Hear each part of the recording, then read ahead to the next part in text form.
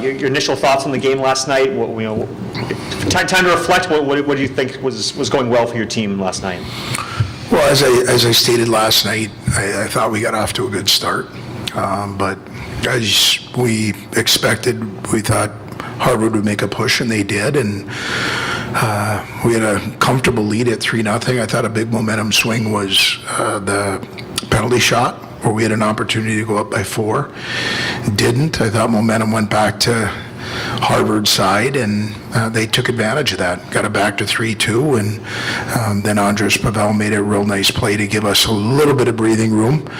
Took a penalty with approximately 5 minutes left. They scored, and then I thought we did a good job of just defending our house and finding a way to move on. And at this time of the year, that's what it's about. And so we're excited about playing Notre Dame on Saturday. All right. Pete? Pete Doherty, Albany Times-Union. Mike, I assume you watched last night's game and just wanted to know your thoughts on Notre Dame and maybe your thoughts on that controversy at the end of regulation. Yeah, you know what? I think I've spent a lot of time here in the last couple of weeks talking about overtime and goals going in or not going in. And you know what? At the end of the day, and I think we're all about just trying to get it right. And, you know, Notre Dame moving on, I thought that was an outstanding hockey game last night. You saw two teams that really are heavyweights in college hockey and how they defend and their ability to win at this time of the year. More often than not, you see them at the tournament, and they always earn their way here. And last night's game was no different. It was going to be a one-goal game. And as you see during this tournament, whether you're watching last night's game, our game, or I'm sure as the regionals are going on today, these games are very tight games. There's peaks and valleys in each game. Momentum, you know, you get it, you lose it, can you get it back? Those types of things. And so for me, we're moving on to now the final 8 with an opportunity to get to a Frozen Four. And so our focus again is going to be, the majority, it's going to be on ourselves.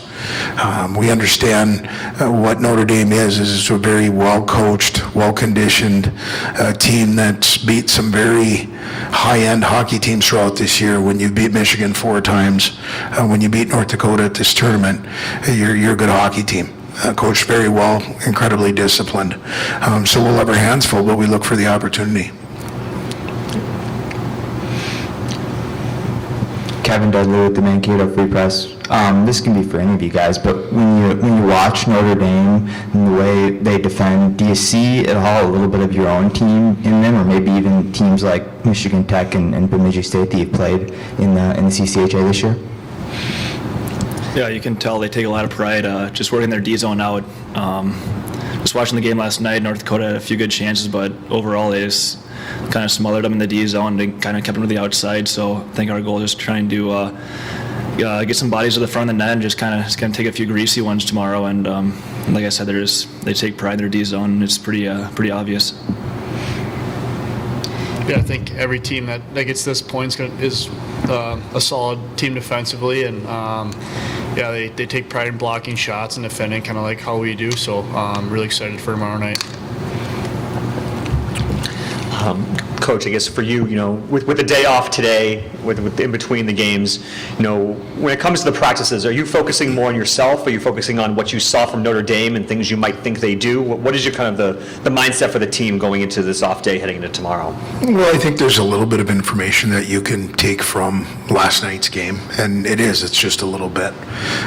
It's a picture of what they've done throughout the year, and at the end of the day, once that puck drops, you might have some nuances, whether it's face-offs or power play, penalty kill, special teams.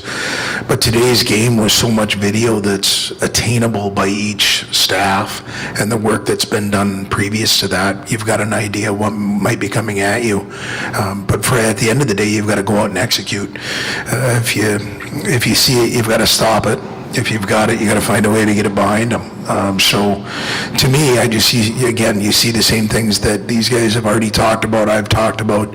But today it was, you know, mostly about us going out and getting a little bit of a sweat and talking about a few things that we need to do against them. But at the end of the day, it's got to be about us playing our game and getting to it as fast as we can.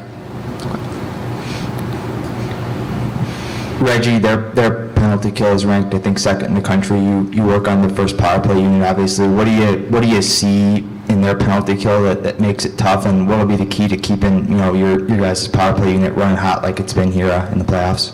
I think just trying to get clean zone entries. If they're able to break the puck or dump the puck out, they pressure hard up the ice, and they're not afraid to try and score shorthanded goals. So I think just kind of being conscious of that and just kind of right when the power play starts, just win that first face-off and trying to get set up in the offensive zone and move it around a little bit. But yeah, they're obviously a great penalty killing team, and we watched a little video on that, and hopefully we're able to expose a few things on that tomorrow.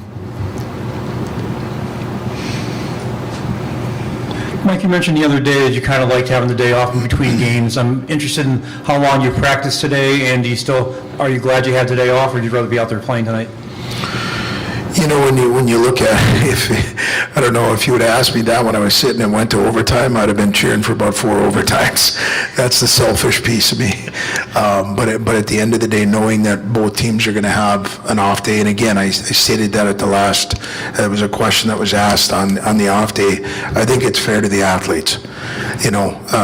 Whatever gets decided on who plays at noon yesterday and who plays at 4 or 6 and what's going on today, you really don't want fatigue to be a factor in the next step because you want to try and earn that. And depending on the time of day that you play, it shouldn't be an advantage or a disadvantage. So today we went for about 41, 42 minutes, and that was about it. Gave the guys the rest of the time to them. And let them work on whatever they wanted to work on, or if they wanted to get off the ice, get off the ice.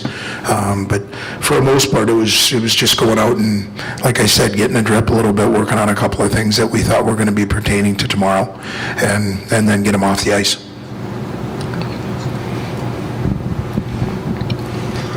Question for Jack. Defensive partner is Akito Hiroshi. 3-point night for Akito. Last night, he's been pretty consistent offensively, production-wise, the last couple of weeks. You've been his defense partner for a couple of years. Jack, tell us about what you see in Akito's game that is really being good down the stretch here for the Mavericks, and what kind of role he's played in our success during this time. Yeah, for sure. Keto, I think the first thing I think of when you said his name is he's just such a smart hockey player.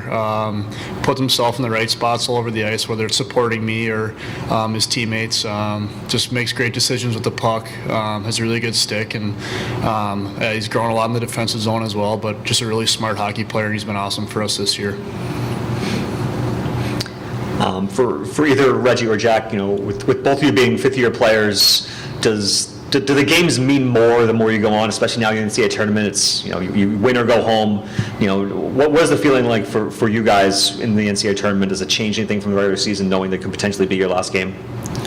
Yeah, I think I speak for both myself and Jack. This is kind of a big reason why we came back. Last year we made it to the Frozen Four and we came up a little short and kind of left a sour taste in our mouth. So obviously it's win or go home now. So you're just doing anything you can to help the team win. And I mean, these games are obviously huge games. And like I said, we came back for a reason. That was to make a big splash in the national tournament. Yeah, I think a big reason you want to play at a program like this is to play in big games like we have tomorrow. So just really excited for tomorrow night.